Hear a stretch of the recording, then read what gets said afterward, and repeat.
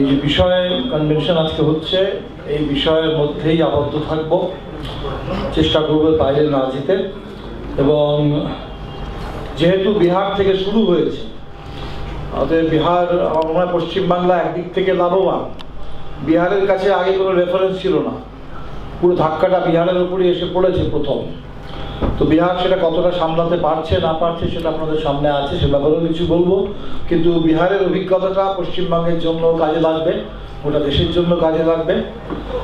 তো এই পুরো এসআইআর ব্যাপারটা আমার মনে হয় সবার আগে যেটা বোঝা দরকার, এটা আমরা মোটামুটি অনেকেই বলছি এখন, যে আসলে এর আগে এসআইআর কখনো হয়নি। যেটা বলা হচ্ছে 2022 2002 হয়েছে, 3 হয়েছে, এটা কোনোটা এসআইআর ছিল না।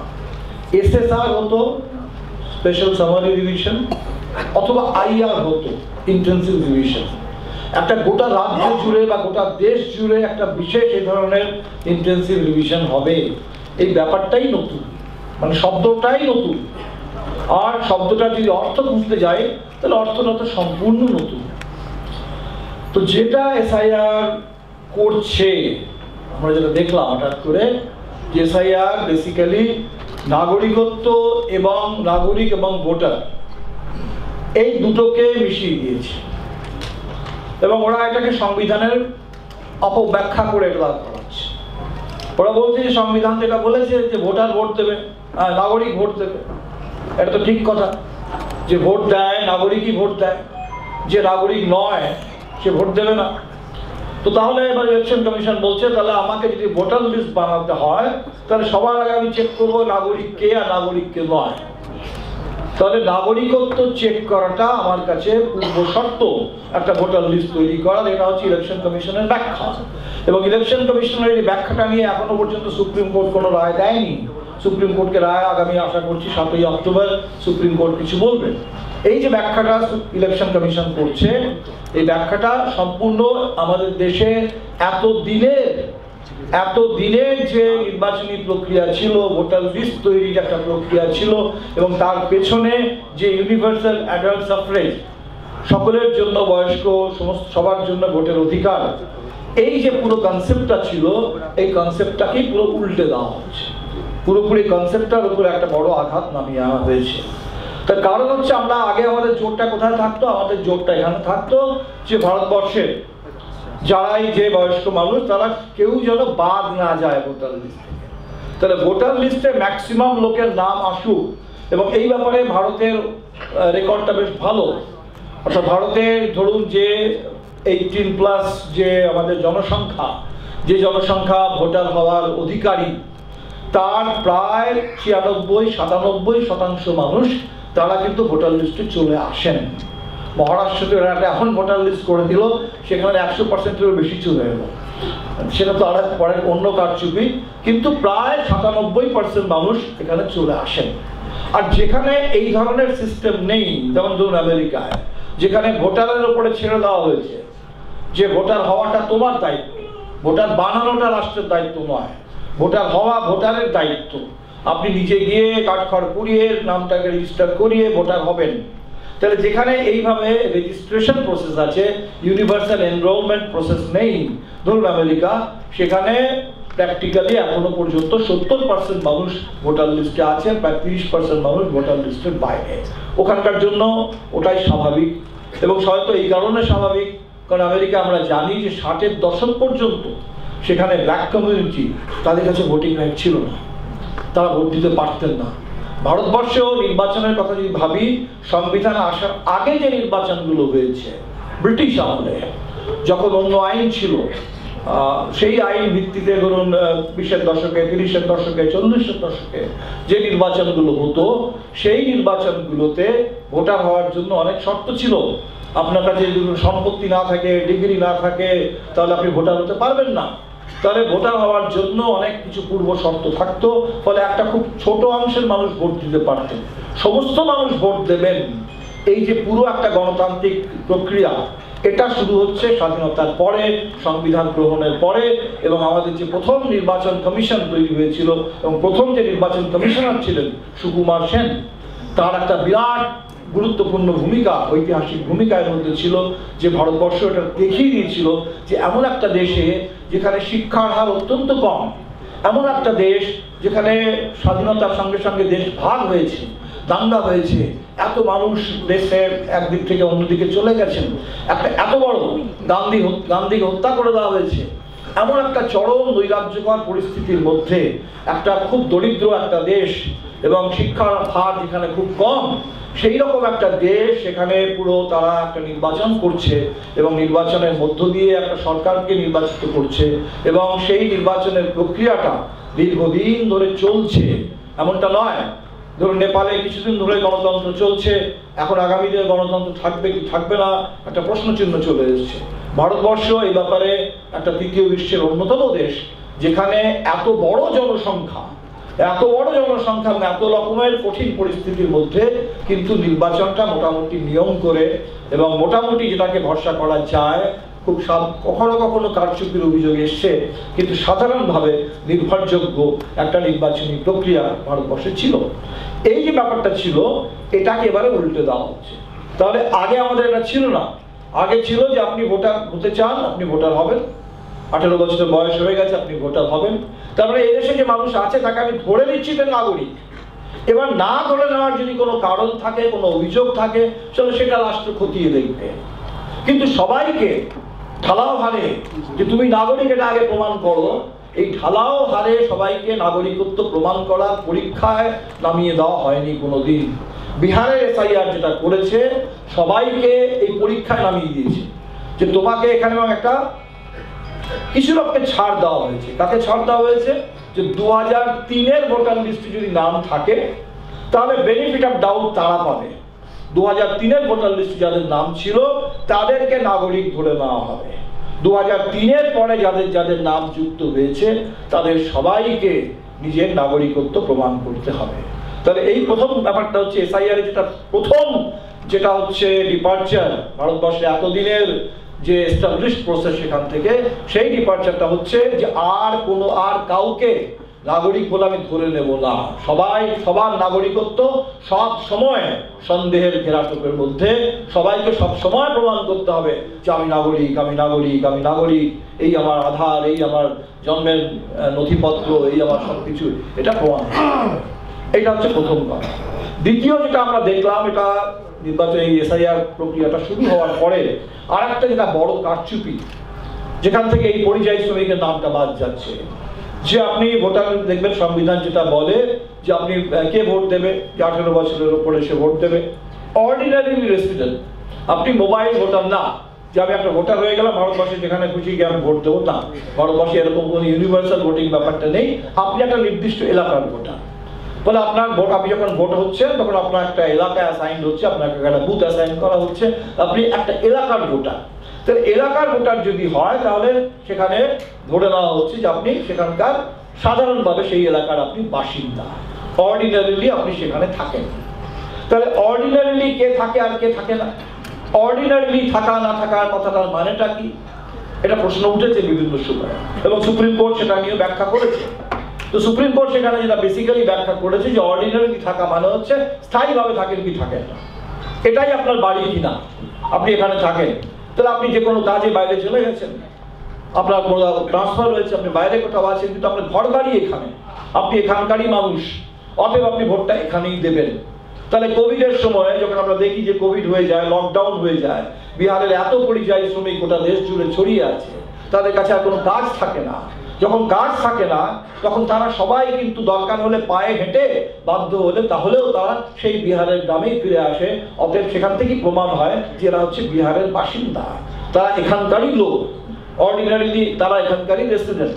কিন্তু এই অর্ডিনারি রেসিডেন্টের একটা অপব্যাখ্যা করে তারা যেটা বলছে যে বিএলও ঘরে ঘরে যাবে এবং আমি একটা 90 দিনের সময় দিচ্ছি, 90 দিনের মধ্যে আপনাকে যদি ওখানে না পায়, তাহলে আপনাকে যদি ওখানে না পায় তাহলে আপনি, এটা অদ্ভুত, আমি কোনো কারণে হয়তো পেলো না আমাকে, তাহলে আমাকে কোনো কারণে পেলো না, তার মানে তো লজিক্যালি এটা হতে পারে না যে আমি স্থায়ীভাবে এখান থেকে কোথাও চলে গেছি। অর্ডিনারিলি রেসিডেন্ট ওদের যদি সীমিত যে নিরিখে ওরা ভাবার চেষ্টা করছে সেটাও যদি না হয়, তাহলেও তার মানেটা এটা হয় না যে সে লোকটা পার্মানেন্টলি এখান থেকে ঘটি বাটি বিক্রি করে দিয়ে চলে গেছে, সে যায়নি। কিন্তু এই ব্যাখ্যাটা করা হচ্ছে, যার ফলে 35 লক্ষ পরিযায়ী শ্রমিক তারা বাদ পড়ে গেছে। তাহলে দুটো অত্যন্ত ক্রুশিয়াল ব্যাপার এসআইআর এর পুরো ফ্রেমওয়ার্কটার মধ্যে ঢুকে গেছে। একটা হচ্ছে নাগরিকত্ব প্রমাণ করতে হবে, দ্বিতীয় কথাটা হচ্ছে আপনি অর্ডিনারিলি যদি রেসিডেন্ট না হন তাহলে ইলেকশন কমিশনার বলছে তাহলে তুমি যেখানে থাকো, তুমি বাইরে থাকো, তাহলে বাইরেই ভোটটা দাও। তার মানে হচ্ছে যেটা আমরা স্বাভাবিকভাবে দেখছি যে সেখানে বাইরে ভোটটা দেবে কোথায়? ধরে নিন বাংলার পরিযায়ী শ্রমিক, বাংলার পরিযায়ী শ্রমিক যে গুরগাঁওতে থাকে, তাকে তো গুরগাঁও থেকে তাড়িয়ে দেওয়া হচ্ছে, তাকে তো দিল্লিতে যদি থাকে তার বুলডোজার দিয়ে তার ঘর তো গুড়িয়ে দেওয়া হচ্ছে। আমি আশা করবো সে লোকটা হরিয়ানায় ভোট দেবে? সে বাংলার পরিযায়ী শ্রমিকদের বাংলায় যদি সে ভোট দিতে না পারে, সে দিল্লিতে ভোট দেবে, সে মহারাষ্ট্রে ভোট দেবে, সে গুজরাটে গিয়ে ভোট দেবে? সে ভোট দেবে না। তার মানে সে ওখানকারও থাকলো না, এখানকারও থাকলো না, তার ভোটিং রাইটটা চলে গেল। আমি আপনাদের একটা উদাহরণ দিয়ে, এক্ষুনি গুরগাঁওতে যে অভিযান চলছিল পরিযায়ী শ্রমিকদেরকে ওখানে তাড়ানোর জন্য, আমরা সেখানে গিয়েছি, সেই সমস্ত কলোনিগুলোতে গেছি, বস্তিগুলোতে গেছি, কথা বলেছি। আমি দেখলাম যে তাদেরকেও একটা এনিউমারেশন ফর্ম দেওয়া হয়েছে যে আপনি এখানে থাকেন, একটা পুলিশ ভেরিফিকেশন হবে। তো ভেরিফিকেশন ফর্মটা কি আছে? ভেরিফিকেশন ফর্মটা আছে যে আপনি এখানে থাকেন, তাহলে আপনার যে বাড়িওয়ালা, সে বাড়িওয়ালা লিখে দেবে। থাকে তো সে বস্তিতে, সে কোন বাড়িওয়ালা তাকে লিখে দেবে। আপনাকে যে নিয়োগকর্তা, সে তো কাজ করে, আপনার র্যাক পিকারের কাজ করে, সে তো ওখান থেকে সমস্ত নোংরা তুলে সেটাকে বিক্রি করে, স্ক্র্যাপ বিক্রি করে। তার কোনো নিয়োগকর্তা তো নেই, তার কোনো এমপ্লয়ার নেই, কোনো টাটা বিড়লা তাকে চাকরি দেয়নি, তাহলে কোনো সরকার তাকে চাকরিটা দেয়নি, তাহলে তার কোনো নিয়োগকর্তাও নেই। তাহলে সে কোথা থেকে একজন নিয়োগকর্তা আর কোথা থেকে বাড়িওয়ালার সিগনেচার আনবে? তাকে দুজনের লোকাল রেফারেন্স আনতে হবে। সেই প্রবাসী মানুষটাকে, পরিযায়ী শ্রমিকটাকে কে লোকাল রেফারেন্স দেবে? সেখানে থানায় আমরা যখন গেলাম, থানা বলছে যে আমাদেরকে তো বলা আছে যে বাংলা ভাষী যারা আছে, আসাম থেকে আসুক আর পশ্চিম বাংলা থেকে আসুক, এদের উপরে কড়া নজর রাখবে, এরাই সমস্ত অপরাধ করে বেড়ায়। তাহলে তার চোখে তো একজন পরিযায়ী শ্রমিক তো অপরাধী, অপরাধ সে তারাই করে বেড়ায়, সে কেন রেফারেন্স দেবে? এরপরে যেটা বলা হচ্ছে যে সেই পরিযায়ী শ্রমিক সে যখন সবকিছু দেখাচ্ছে, যে আধার কার্ড, রেশন কার্ড, তারা পকেটে করে এগুলো নিয়েই ঘুরে বেড়ায়, যে কোনো সময় কেউ চাইতে পারে, সে যখন সবকিছু দেখাচ্ছে, তারপরেও এমএইচ এর একটা নোটিফিকেশন এসছে ভেরিফিকেশনের জন্য 30 দিন, একদিন দুদিন না, 30 দিন তাকে ডিটেইন করে রাখা হবে। আজকে সেখানে যেগুলো কমিউনিটি সেন্টারগুলো ছিল গুরগাঁওতে, যেগুলো বিভিন্ন কমিউনিটি সেন্টার হিসেবে আমরা জানতাম, সেটা এখন ডিটেনশন সেন্টার হয়ে গেছে। 30 দিন তাকে ডিটেইন করে বলা হচ্ছে তোমার আধার কার্ড তুমি রাখো, ঠিক আছে আমি দেখেছি, তুমি যেখানকার মানুষ বলছো সেখানকার পুলিশের কাছ থেকে খবরটা নেব। এইবার আপনি ভেবে দেখুন যে যখন ডাবল ইঞ্জিন সরকার হবে, পশ্চিমবাংলা এখনো বিজেপির সরকার নেই, পশ্চিমবাংলা এখনো বিজেপির সরকার নেই, তাই নদিয়া, মালদা, দক্ষিণ দিনাজপুর, উত্তর দিনাজপুর, মেদিনীপুরে আমার পরিযায়ী শ্রমিক মুসলিম, অধিকাংশ মুসলিম, কিছু হিন্দুও দেখলাম। ফলে আমি দেখলাম যে সেখানে এই থানাগুলো থেকে 2 দিন পরে, 4 দিন পরে তারা একটা করে ভেরিফিকেশন করে পাঠিয়েছে, হ্যাঁ অমুক মানুষটি আমার এলাকার মানুষ। কিন্তু যেদিন পশ্চিমবাংলাতেও বিজেপি চলে আসবে, ডাবল ইঞ্জিন হবে, ওই হরিয়ানাতেও বিজেপি, পশ্চিমবাংলাও বিজেপি, সেদিন সেই যাতা করে তো সেই পরিযায়ী শ্রমিকটি সবার আগে মারা যাবে। কোনো সরকার, কোনো থানা বলে দেবে যে লোকটা আমার? আসামের কোনো থানা বলবে যে গোয়ালপাড়া থেকে এই যে বাঙালি গেছে সে আমাদের আসামের মানুষ, সে বাংলাদেশের মানুষ নয়? কোনো থানা বলবে না। ফলে এনআরসিতে নাম আছে, এনআরসিতে নাম থাকা মানুষ সে গুরগাঁওতে গিয়ে সেখান থেকে বিতাড়িত হচ্ছে এবং তাকে বাংলাদেশি বলে তাড়িয়ে দেওয়া হচ্ছে। তাই বিরাট বড় একটা চক্রান্ত এই এসআইআর এর ফ্রেমওয়ার্কটার মধ্যে আছে। এবারে ফ্রেমওয়ার্কের পরে এসে প্র্যাকটিক্যাল ব্যাপারে আসি, এবং এই ফ্রেমওয়ার্কটাকে আমরা সুপ্রিম কোর্টে চ্যালেঞ্জ করেছি। এই ব্যাপারটাকে আমরা চ্যালেঞ্জ করেছি যে এটা ভারতবর্ষের সংবিধানে যে universal adult suffrage, universal adult franchise যে ধারণাটা আছে, যে কনসেপ্টটা আছে, এই কনসেপ্টের পরিপন্থী, এই কনসেপ্টের বিরুদ্ধে এটা যায়। এখন যদি সবাইকে আমি আগে বলি যে তুমি আগে নাগরিকত্ব প্রমাণ করো, তাহলে বেসিক্যালি আমি আগে একটা এনআরসি করছি, সেই এনআরসিটার ভিত্তিতে আমি একটা ভোটার লিস্ট দাঁড় করাবো। তাই এটা মানেই হচ্ছে প্রচুর মানুষ বাদ পড়ে যাবে, আনডকুমেন্টেড। সম্ভব নয়, তার কাছে ডকুমেন্ট নেই, থাকতে পারে না। তাহলে আনডকুমেন্টেড সিটিজেন, তাকে আমি বলে দেবো তুমি বিদেশি নাগরিক। ঠিক যেটা ভারতের নাগরিকদের সাথে হচ্ছে, আমেরিকায় গেছে, ডকুমেন্ট দেখাতে পারছে না, আনডকুমেন্টেড, তাকে ট্রাম্প ওই সমস্ত হাতে পায়ে শিকল পরিয়ে তাকে তো অপরাধীর মতো কৃতদাসের মতো তাকে হাওয়াই জাহাজে পুরো তাদেরকে ঠেলে পুড়ে দিয়ে অমৃতসরে পাঠিয়ে দিচ্ছে। তাহলে ভারতবর্ষ এরকম প্রচুর আনডকুমেন্টেড, এদেরকে বলা হয় আনডকুমেন্টেড সিটিজেন, যার কাছে ডকুমেন্ট নেই। তার মানে ইজ নট ইললিগাল, তিনি ইললিগাল হয়ে যাচ্ছেন না তার কারণে, তার কাছে ডকুমেন্ট নেই, সেটা আমাদের এখানকার সিস্টেমের ব্যাপার। আপনার কাছে জন্মের প্রমাণপত্র নেই, থাকতো না, জন্মের প্রমাণপত্র থাকতো না, আগে দিত না। এখনো universal registration of birth and death হচ্ছে না, সম্ভব নয়, সেটা এখনো হচ্ছে না। স্কুলগুলো বন্ধ করে দেওয়া হচ্ছে, সেখানে তার কাছে ডিগ্রি নেই, তার কাছে কোনো স্কুল লিভিং সার্টিফিকেট থাকতে পারে না, কোনো বাড়ি নেই, তার কাছে জমি নেই। এখন ইলেকশন কমিশনার বলছে 0 নম্বরের যে বাড়িগুলো দেখছেন, সেই 0 নাম্বারটা আসলে হচ্ছে হোমলেস, তারা নাকি সবাই রাস্তায় ঘুমায়। তাকে আমি বলছি 0 নাম্বার নাকি তাকে ইলেকশন কমিশন থেকে 0 নাম্বার দিয়ে দেয়। তো এই যদি ডকুমেন্ট যদি চাওয়া হয়, তাহলে এটা একটা বড় আকারে ডিসএনফ্র্যাঞ্চাইজমেন্ট বা ভোটার অধিকার থেকে, ভোটদানের অধিকার থেকে মানুষের একটা বড় আকারে বঞ্চনা, তাকে সেখান থেকে বিতাড়িত করা, এই ঘটনাটা হয়ে যাবে। আমরা এটা বলেছিলাম বিহারের ক্ষেত্রে যে সংখ্যাটা অন্তত 2 কোটি হবে। এই যে আমরা বলেছিলাম যে অন্তত 2 কোটি হবে, সেটা একটা মানে বিশ্লেষণের ভিত্তিতে বলেছিলাম। তার কারণ হচ্ছে 8 কোটি বিহারের ভোটার। 8 কোটি বিহারের ভোটারে আপনি যখন বললেন যে 2003 পর্যন্ত যারা আছে তাদেরকে মেনে নিচ্ছি, তো ধরে নিলাম 2003-এ সেই সময় যারা ভোটার ছিল 2003-এ, তার তো একটা অংশ মারাও গেছে গত 20 বছরে। তাহলে সেই সমস্তগুলো বাদ দিয়ে তাহলে ইফেক্টিভলি আমার কাছে 2003-এর ভোটার বলতে যারা আছে তারা 3.5 কোটি। 3.5 কোটি ভোটার 2003-এর, তাকে হয়তো নতুন করে প্রমাণ করতে হবে না। তাহলে 8 কোটিতে বাকি যে 4.5 কোটি তাকে প্রমাণ করতে হবে, তাকে প্রমাণ করতে হবে যে সে নাগরিক। তাকে ওই সমস্ত যে 12টা না 11টা যে ডকুমেন্টের কথা ইলেকশন কমিশন বলেছিল সেগুলো দিতে হবে। তো সেখানে প্রথমে যেটা কথা উঠেছিল যে 1 মাসের মধ্যে এটা করতে হবে। 25শে জুন শুরু হচ্ছে, 25শে জুলাইয়ের মধ্যে বা 26শে জুলাইয়ের মধ্যে আপনাকে এনুমারেশন ফর্ম ভরে তার সাথে ফটো দিয়ে তার সাথে ডকুমেন্ট অ্যাটাচ করে দিতে হবে। তাহলে এটা জুলাই মাসে 1 মাসের মধ্যে যদি করার চেষ্টা হয়, তাহলে অবধারিত যে ওই 4 কোটির মধ্যে অর্ধেক মানুষটা করে উঠতে পারবে না, ওই 4.5 কোটির মধ্যে অর্ধেক মানুষটা করে উঠতে পারবে না। অতএব এতগুলো লোক বাদ যাবে। এবং এছাড়া তো পরিযায়ী শ্রমিক ব্যাপারটা আমরা বুঝিনি যে পরিযায়ী শ্রমিক নিয়ে এই প্যাঁচটা আছে, এই প্যাঁচটা যদি চলে তাহলে তো প্রচুর পরিযায়ী শ্রমিকের নাম বাদ যাবে। ফলে 2 কোটি 2.5 কোটি নাম বাদ যাওয়ার যে আশঙ্কাটা ছিল, সেই আশঙ্কাটা অত্যন্ত বাস্তব, সেটা কোনো রকম ভিত্তিহীন কোনো আশঙ্কা নয়।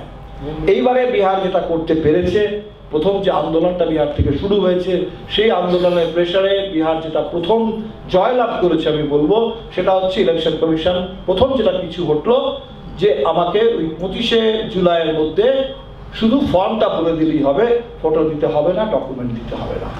এটা হচ্ছে ফার্স্ট রিট্রিট ইলেকশন কমিশনের। বিরাট কোনো নীতিগত রিট্রিট নয়, প্র্যাকটিক্যাল একটা ছোট্ট পদক্ষেপ তারা পিছু উঠলো। এবং যার ফলে বিহারে আমরা দেখলাম ওই যে 2 কোটি বা 2.5 কোটির যে আশঙ্কাটা ছিল, সেটা 65 লাখে এসে থেমেছে ব্যাপারটা। এটা হচ্ছে প্রথম। দ্বিতীয় যেটা হয়েছে সেটা হচ্ছে ওরা নাম বলতে রাজি হচ্ছিল না, যে লিস্ট দেব, সংখ্যাটা দেব, কত লোকের নাম কেটেছি, কেন কেটেছি বলবো না, কোন লোকটার নাম কেন কাটা হয়েছে এটা বলবো না। অদ্ভুত কথা যে আমি কোন লোকটার নাম কেন কাটা হয়েছে বলবো না, আর বিজেপির লোকেরা বাজার গরম করে বেড়াবে যে প্রচুর বাংলাদেশি চলে এসছে, নেপালের লোক ঢুকে পড়েছে বিহারের মধ্যে, মায়ানমারের লোক চলে এসছে বিহারের মধ্যে, বিহারের গ্রামে গ্রামে নাকি মায়ানমারের লোক দেখা যাচ্ছে। তাহলে বিজেপির নেতারা এই সমস্ত কথা বলে বাজার গরম করবে, সবাইকে এটা বুঝিয়ে দেবে। আর ইলেকশন কমিশন বলবে না যে নামগুলো কেটেছি, যে 65 লক্ষ নামগুলো কেটেছি, কেন কেটেছি বলবো না। তাহলে তো কেউ ধরে নিতে পারে যে 65 লক্ষ বিহারে বাংলাদেশি পাওয়া গেছে, কেউ তো ধরে নিতে পারে যে বিহারে 65 লক্ষ মায়ানমারের লোক পাওয়া গেছে। অতএব আমরা সুপ্রিম কোর্টে গিয়ে চাপ দিয়ে এটা বাধ্য করিয়েছি। 18ই আগস্ট ইলেকশন কমিশন তারপরে লিস্ট দিয়েছে যে কার নাম কেন কাটা হয়েছে, এবং যখন এই লিস্টটা এসছে কার নাম কেন কাটা হয়েছে, তখন দেখা গেল যে 65 লক্ষের মধ্যে একজনও বাংলাদেশি নেই। 65 লক্ষের মধ্যে একজনের নাম এই কারণে কাটা হয়নি এটা বলে যে তুমি নেপালের লোক, একজনের নাম এটা কথা বলে কাটা হয়নি যে তুমি মায়ানমার থেকে এসছো। এই যে একটা এত বড় মিথ্যে কথা যেটা কনস্ট্যান্টলি ওরা বলে যায়। মোদী দুদিন আগেও পূর্ণিয়াতে গিয়ে সমাবেশে বললেন পশ্চিমবাংলায় যখন নির্বাচন আসবে তখন এই কথাটাই চলবে, আর অন্য কোনো কথা চলবে না পশ্চিমবাংলায়। তো এই যে বাংলাদেশি বাংলাদেশি বাংলাদেশি এই যে কথাগুলো বলা হচ্ছে, এটা ইলেকশন কমিশন দ্বারা কন্ডাক্টেড SIR এ প্রাথমিক জুলাই মাসের পরে যে তালিকা বেরিয়েছে তাতে মিথ্যা, ভ্রান্ত এবং উদ্দেশ্য প্রণোদিত মিথ্যা হিসেবে, রাজনৈতিক মিথ্যা হিসেবে প্রমাণিত হয়েছে, যেখানে একজনও কিন্তু বাংলাদেশি বলে নামটা বাদ যায়। এবার যে কারণে নামগুলো বাদ দেওয়া হয়েছে, বলেছে মারা গেছে 22 লক্ষ। আমরা দেখেছি 22 লক্ষের মধ্যে আমার নিজের ধারণা অন্তত 2 লক্ষ ভুল করে বলা হয়েছে, অন্তত 2 লক্ষ তারা বেঁচে আছে। এমন কিছু মানুষকে আমরা সুপ্রিম কোর্ট পর্যন্ত নিয়ে গেছিলাম, যে সুপ্রিম কোর্ট বলছে SIR আমাকে মেরে দিয়েছে, সুপ্রিম কোর্ট আমাকে, ইলেকশন কমিশন আমাকে মৃত ঘোষণা করেছে, কিন্তু আমি বেঁচে আছি। এরকম প্রচুর লোক বিহারে পাওয়া যাবে, বেঁচে তারা জীবিত, তাকে মৃত ঘোষণা করা হয়েছে। উল্টোটাও পাওয়া যাবে, উল্টোটাও পাওয়া যাবে। যদি আমি কোনো খুব সুবিধাভোগী অংশের, ক্ষমতাশালী অংশের মানুষ হই, তাহলে 10 বছর আগে মারা গেছি, কিন্তু 10 বছর পরেও আমার নামটা এখনো বহাল তবিয়াতে ওই ভোটার লিস্টে আছে। তাহলে কারুর নাম মারা যাওয়ার পরেও বহাল তবিয়াতে ভোটার লিস্টে থেকে যাবে, আর কারুর অনেকের নাম বেঁচে থাকা অবস্থাতেই তাকে মৃত ঘোষণা করে ভোটার লিস্ট থেকে নাম বাদ দিয়ে দেওয়া হবে। এটা কেন হবে, কাদের কি করা হবে, সেটা বুঝতে কোনো রকম কোনো রকেট সায়েন্স নয়, এটা আমরা সবাই বুঝতে পারি। তো এই যে 65 লক্ষের নামটা এসছে, এটা হচ্ছে আমাদের কাছে ওই চার্টটা দিল, ওর নাম কেন বাদ গেছে, এটা দ্বিতীয়। তৃতীয় যেটা হলো সেটা হচ্ছে আধার। ইলেকশন কমিশন মানতে রাজি ছিল না, শেষ পর্যন্ত গিয়ে তারা আধারটা মেনেছে। আমি জানি না যে তার মানে আমরা অটোমেটিক্যালি এটা ধরে নিতে পারি কিনা যে পশ্চিমবাংলায়ও আধার মেনে নেওয়া হবে। তার কারণ পশ্চিমবাংলায় SIR আসতে শুরু হতে সময় লাগবে, এবং এই ব্যাপারে মোদী সরকার অত্যন্ত তারা বিভিন্ন কায়দা করে নামে। যেমন ইলেকশন কমিশনে তো সুপ্রিম কোর্ট বলেছিল যে ইলেকশন কমিশন 3 জনের কমিটি, তার ইলেকশন কমিশন ঠিক করুক। 3 জনের লোক, তার মানে প্রধানমন্ত্রী, প্রতিপক্ষের নেতা, বিপক্ষের নেতা, বিরোধী পক্ষের নেতা এবং সুপ্রিম কোর্টের প্রধান বিচারপতি। এবারে আর না হলে একটা নতুন আইন তৈরি হবে।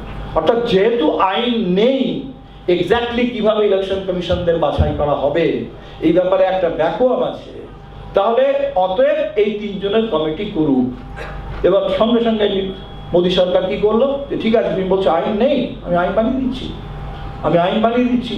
সে সঙ্গে সঙ্গে সুপ্রিম কোর্টের ওই যে নির্দেশটা ছিল সেটাকে উল্টে দিয়ে একটা আইন বানিয়ে দিল, এবং তার মেজরিটি আছে, তার মেজরিটি দিয়ে সে যে কোনো আইন বানিয়ে দিতে পারে। আজকের দিনে আইন বানিয়ে দিল যে এখানে মোদী, অমিত শাহ অর্থাৎ প্রধানমন্ত্রী এবং প্রধানমন্ত্রী আরেকজন কোনো ক্যাবিনেট মন্ত্রী এবং অপোজিশনের লিডার, সেখানে কোনো চিফ জাস্টিস থাকবে না। তাহলে সেখানে 2:1, 3 জনের কমিটিতে শাশ্বত পার্মানেন্ট সেটেলমেন্ট, পার্মানেন্ট চিরস্থায়ী বন্দোবস্ত হয়ে গেল। সেখানে 2 জন কেন্দ্র সরকারের লোক, তারাই ঠিক করবে ইলেকশন কমিশনটা কাদের। এবং এই জন্য ইলেকশন কমিশন যে বলছে আজকে যেটা নতুন ইলেকশন কমিশন, একদিক থেকে কথাটা ঠিক, এই দিকটা হচ্ছে যে এর আগের কোনো ইলেকশন কমিশন এই আইনের ভিত্তিতে তৈরি হয়নি। এই প্রথম ইলেকশন কমিশন যেটা চলেছে, যেটা ওই ঠিক মোদী সরকার অ্যাপয়েন্ট করেছে সেই ইলেকশন কমিশনকে, এবং তাই এই ইলেকশন কমিশন মনে করে যে আমার শুধু মোদী সরকারকে জবাব দিতে হবে, আমার আর কাউকে কোনো জবাব দেওয়ার দরকার নেই, কোনো রাজনৈতিক দল, কোনো সিভিল সোসাইটি, কোনো ভারতবর্ষের ভোটার, কারোর কথা কিছু শোনার দরকার নেই, শুধুমাত্র মোদের কথা শুনবো। এই যে ইলেকশন কমিশনের ধারণাটা এই কারণ হয়েছে, তার কারণ হচ্ছে এই আইনটা।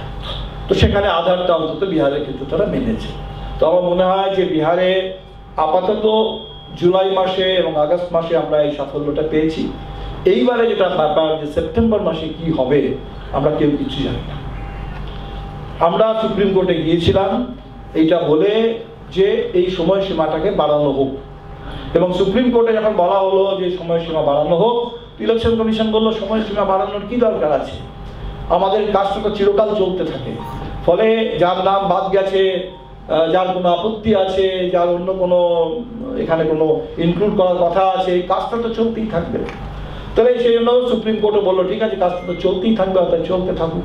তার ফলে যেটা বিরাট পার্থক্য ঘটে গেল যে যখনও পর্যন্ত জুলাই এবং আগস্ট মাসে প্রতিদিনের দৈনন্দিন একটা স্বাস্থ্য বুলেটিন বেরোচ্ছিল, আমি ওটাকে মেডিকেল বুলেটিন মনে করি, যে আজকে কটা লোককে যুক্ত করা হলো, আজকে কটা কমপ্লেন আমার কাছে এলো, এই সমস্তগুলো বাড়া হলো।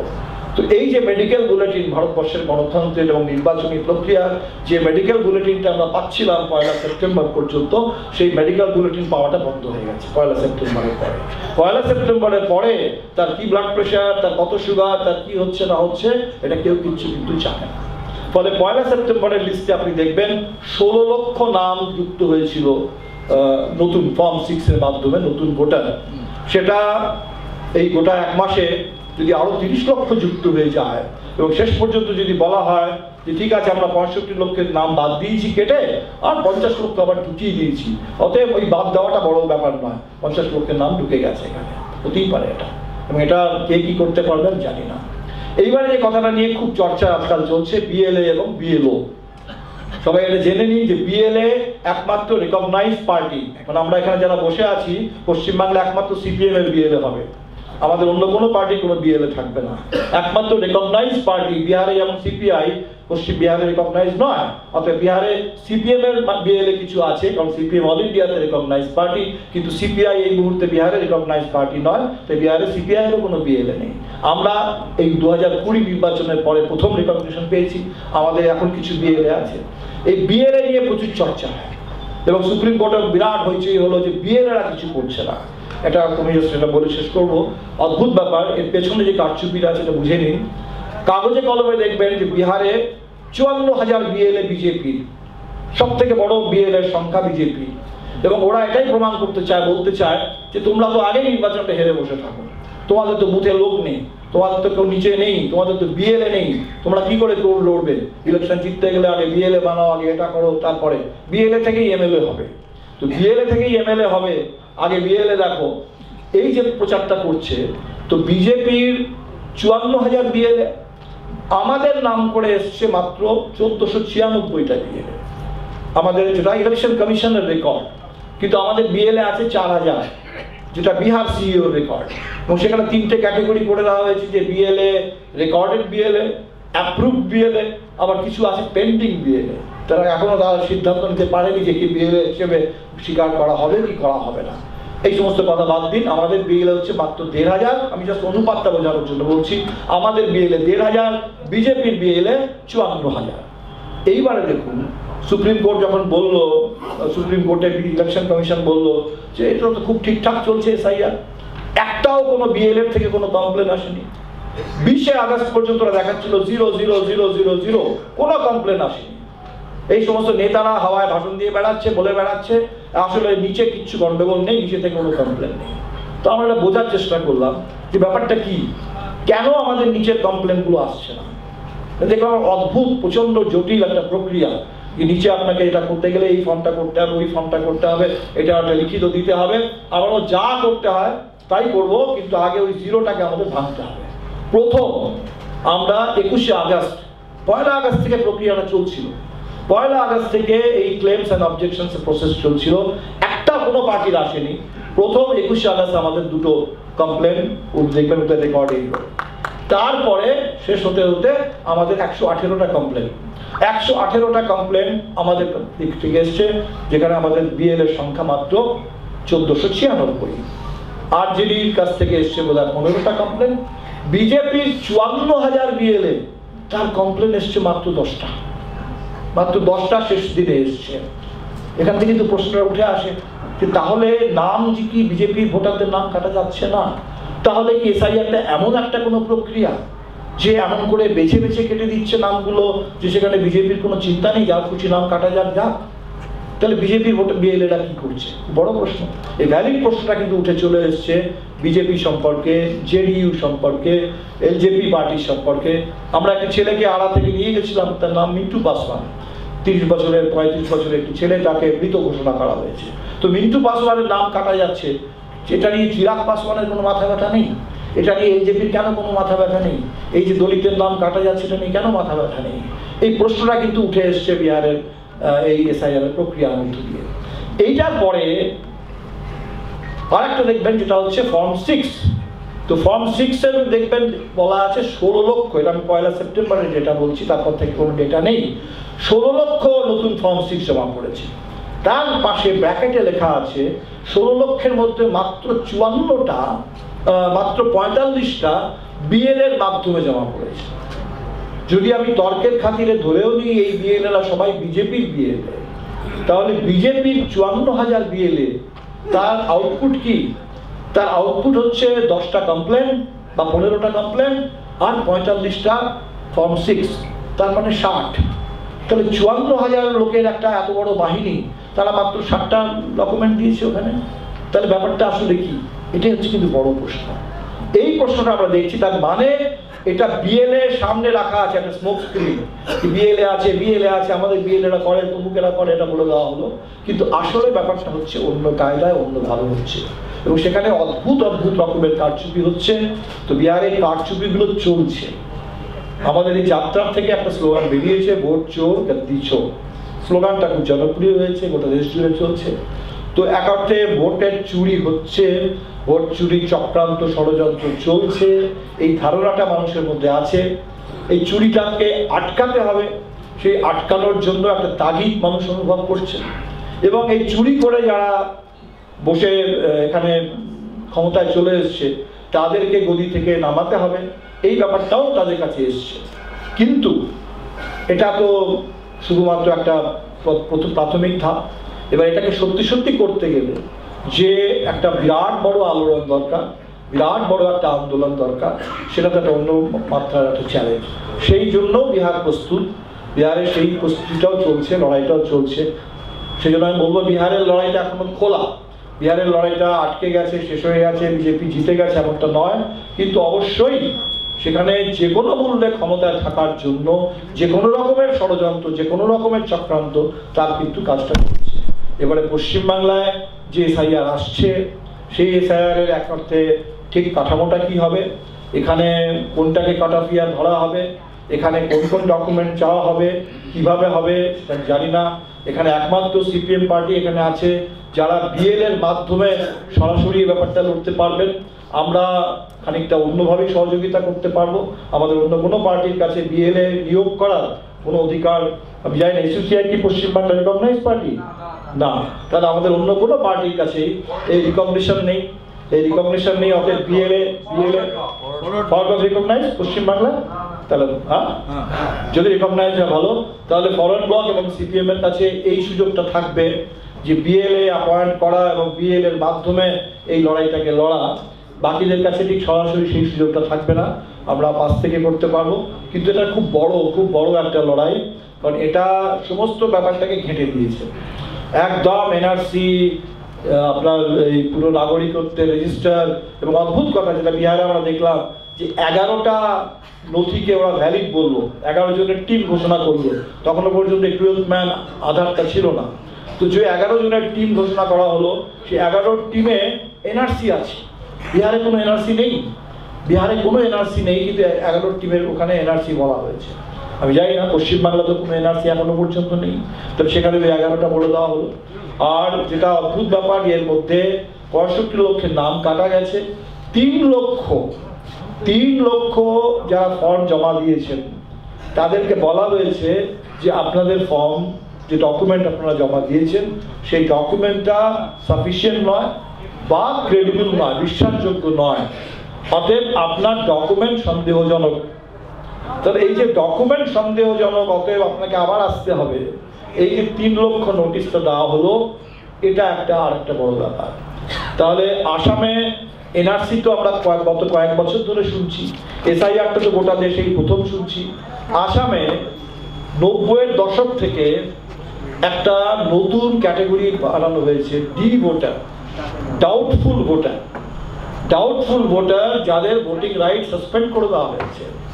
এই ডি ভোটার যাকে বলা হচ্ছে যে আপনার ডকুমেন্টটা মশাই সন্দেহজনক, এটার মধ্যে একটা কিরকম গন্ধ পাচ্ছি। তাহলে এই সন্দেহজনক ডকুমেন্টের নামে এই যে ডি ভোটার যাদের বানানো হয়েছে, তাদের একটা অংশকে ডিটেনশন ক্যাম্পে পাঠিয়ে দেওয়া হয়েছে, তারা ডিটেনশন ক্যাম্পে। আর তার আরেকটা ছোট একটা অংশকে তাদেরকে ডিপোর্ট করার চেষ্টা হচ্ছে, বাংলাদেশে ফেরত পাঠিয়ে দেওয়া। এবং বাংলাদেশে পাঠিয়ে দেওয়া হচ্ছে ফুটবল খেলার মতো করে। আবার বাংলাদেশ 1 মাস পরে 2 মাস পরে বলছে না, আমরা চেক করে দেখেছি, আমার নয়, এটা আপনাদেরই লোক, তাকে আবার ফেরত নিয়ে এসো। এবং এমন পর্যন্ত খবর তো আসছে, ওই জেসিবির জেসিবির ফলা থেকে সেখান থেকে ছুঁড়ে ফেলে দেওয়া হয়েছে। আমরা ভোটার অধিকার যাত্রায় ছিলাম, আমার অদ্ভুত লাগছিল যে মানুষ আজকাল অনেক জায়গায় দেখছি ফুলের পাপড়ি বা ফুল ওই জেসিবির ফলা থেকে ওখান থেকে ছুঁড়ে মারছে। কিন্তু আমার মনে হচ্ছিল যে এই জেসিবির ফলা থেকে আপনি এখন ফুল ছুঁড়ে মারছেন, কিন্তু এই জেসিবির ফলা থেকেই আমাদের পরিযায়ী কোনো শ্রমিককে, ভারতবর্ষের কোনো একজন অসহায় নাগরিককে তাকে বিদেশি বলে তাকে ছুঁড়ে বাংলাদেশের ওপারে পাশে ফেলে দেওয়া হয়েছে। এই ঘটনাগুলো কিন্তু ঘটছে। ফলে এসআইআর এর মধ্যে অনেক অনেক রকমের মানুষের উপরে আক্রমণের অনেক কিছু লুকিয়ে আছে। শুরু হবে, এটা একটা খুব বড় লড়াই এবং এই লড়াইটা এখানে যদি ভোটিং রাইট অনেকে বলছেন যেটাকে বর্জন করো, বহিষ্কার করো। এসআইআরটাকে বর্জন করা মানে হচ্ছে বিহারে যেমন বললো যে এলিউমিনেশন ফর্ম জমা দেবো না। এলিউমিনেশন ফর্ম যদি জমা না দিই তাহলে তো আমি সরাসরি ভোটার লিস্ট থেকে প্রথমেই বাদ চলে গেলাম। সেটা যদি বাদ চলে যায়, বিজেপি তো সেটাই চাইছি, বাদ দিয়ে দেওয়া যাক, যত লোককে বাদ দেওয়া যায়। তো আমার মনে হয় ভারতবর্ষ এখনো ঠিক সেই জায়গায় নেই। এটা নেপালের মতো ছোট নয়, বাংলাদেশের মতো ছোট বা শ্রীলঙ্কার মতো নয়, একটা বড় দেশ, খুব বড় দেশ। এখানে দীর্ঘদিন ধরে গণতন্ত্র আছে, এই বিশ্বাসটা মানুষের আছে। এবং আমাদের অনেক বন্ধুরাই বলেন কি মশাই আপনারা ফ্যাসিবাদ বলে যাচ্ছেন, ভারতবর্ষ তো নির্বাচনের মধ্যে যদি ক্ষমতা আসে। আমাদের এটা বোঝাতে খুব কষ্ট হয়। হিটলারও কিন্তু নির্বাচন জিতেই ক্ষমতায় এসেছিল, মুসলিমরাও কিন্তু নির্বাচন জিতেই ক্ষমতায় এসেছিল। তারা কেউ সামরিক অভ্যুত্থান করে ওইভাবে গদি উল্টে দিয়ে ক্ষমতায় আসেনি। তারা ক্ষমতায় এসে তারপরে ধীরে ধীরে ওই ক্ষমতাটাকে কুক্ষিগত করার জন্য এমন করে দিয়েছিল যে নির্বাচনের পুরো প্রক্রিয়াটাকে, ওই প্রণালীটাকে, যে ধীরে ধীরে সেটা একটা ওই মাল্টি পার্টি ডেমোক্রেসি থেকে সেটা একটা ওয়ান পার্টি স্টেটে পরিণত হয়েছিল। এটা একটা বিবর্তনের প্রক্রিয়া চলে ফ্যাসিবাদ প্রথম থেকেই একটা ওয়ান পার্টি স্টেট ডিক্লেয়ার করে আসে না। ফলে ভারতবর্ষে সেই প্রক্রিয়াটা আমাদের চোখের সামনে চলছে। ইলেকশন কমিশনের গঠনের প্রণালী পাল্টে দেওয়া হয়েছে, ওয়ান নেশন ওয়ান ইলেকশনের কথা আসছে, ভোটার লিস্টের জন্য এসআইআর আসছে। তার মানে সবটা মিলিয়ে এমন একটা টেলার মেড ইলেকশনের প্রসেস হোক, এমন একটা কিউরেটেড কাস্টমাইজ একটা ইলেকটোরাল লিস্ট তৈরি হোক, যেখান থেকে আপনি যেভাবেই গুনুন না কেন, যতবার ভোট করান না কেন, ওটাই বেরিয়ে আসবে। এই যে ধারণা, সেই চেষ্টাটা হচ্ছে। সেই জন্য লড়াইটা কিন্তু খুব খুব বড়। এবং পশ্চিমবাংলার জন্য আগামী দিনে বিহারের যে অভিজ্ঞতা সেটা অনেক কাজে লাগবে। যেটা আমি আগেও বললাম যে বিহারের কাছে কোনো প্রায়ার রেফারেন্স ছিল না, কোনো অভিজ্ঞতা ছিল না। ঠিক ওই ডিমনিটাইজেশনের মতো, নোটবন্দির মতো হঠাৎ করে রাত্রির বেলায় 25শে জুন। এবং আমি এটা বলে শেষ করি যে আজকাল বিজেপি একটা নতুন কথা চালু করেছে, সেটা হচ্ছে যে 25শে জুন যেদিন জরুরি অবস্থা ভারতবর্ষে চালু হয়েছিল 1975-এ, সেই দিনটাকে ওরা বলে সংবিধান হত্যা দিবস। আমার মাথায় যে প্রশ্নটা জাগে বারবার, তাহলে সংবিধানটা যদি নিহত হয়ে গিয়ে থাকে 1975-এর 25শে জুন, তাহলে পরবর্তীতে সেই সংবিধান আবার প্রাণ কবে ফিরে পেল? সংবিধানের নতুন করে প্রাণ প্রতিষ্ঠা সেটা কবে হলো, কিভাবে হলো? তাহলে সেটা কি ব্যাপার? নাকি বিজেপি মনে করে যে সংবিধানটা তো নিহত, সংবিধানটা তো মারা গেছে, অতএব মৃত সংবিধান নিয়ে যা খুশি করা যেতে পারে? তো সেই মৃত সংবিধান নিয়ে যা খুশি করার যে একটা চ্যালেঞ্জ তারা শুরু করেছে, সেইখানে এই সংবিধানটা বেঁচে আছে।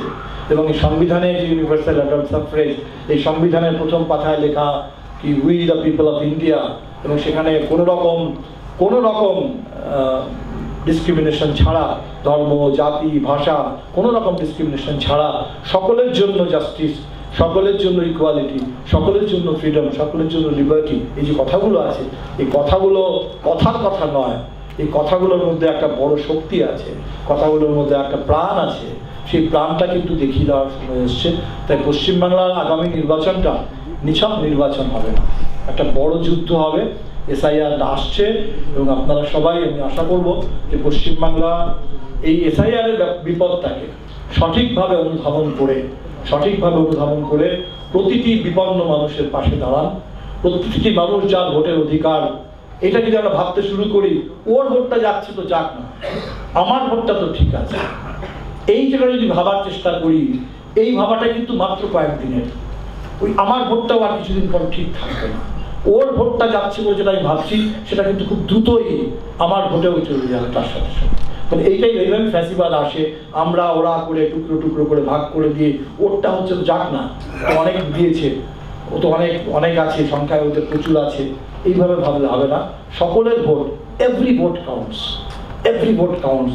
এই সংখ্যাটা 65 লক্ষ হয়েছে, সেই জন্য আমি বলছিলাম এই সংখ্যাটা যদি 6.5 লক্ষ হতো তাহলেও একটা যে কোনো মানুষের ভোট কেড়ে নেওয়া, একজনের ভোট কেড়ে নেওয়া মানে সকলের ভোট কেড়ে নেওয়া, একজনের ভোট কেড়ে নেওয়া মানে সকলের নাগরিকত্বের উপর আক্রমণ। এইভাবেই তিল করে সংবিধানের উপর আঘাত নামে। তাই যে কোনো মানুষের ভোটের অধিকার, সেটাকে বাঁচানোর জন্য, এবং আমরা বিহারে যে যাত্রাটা করেছিলাম, আমরা যাত্রাটার নাম দিয়েছিলাম ভোটার অধিকার যাত্রা। আমরা এটা দেখিনি যে ভোটারের অধিকার বাঁচানোর জন্য আমি নামছি, সেই ভোটারটা বিজেপিকেই ভোট দেয়, মোদী ভক্ত কিনা, নীতিশ কুমারকেই ভোট দেয় কিনা, নোটাকে গিয়ে ভোট দিয়ে আসে কিনা, এটা আমাদের কাছে বিচার্য বিষয় ছিল না। আমাদের কাছে একটাই বিচার্য বিষয় ছিল ভোটার। সংবিধান ভোটিং রাইট দিয়েছে, প্রত্যেকটা ভোটারের ভোটিং রাইট, সেটা গুরুত্বপূর্ণ, সেটা গণতান্ত্রিক, সেটা একটা সাংবিধানিক অধিকার। সেই অধিকার রক্ষার জন্য সবাইকে একসাথে নামতে হবে। অনেক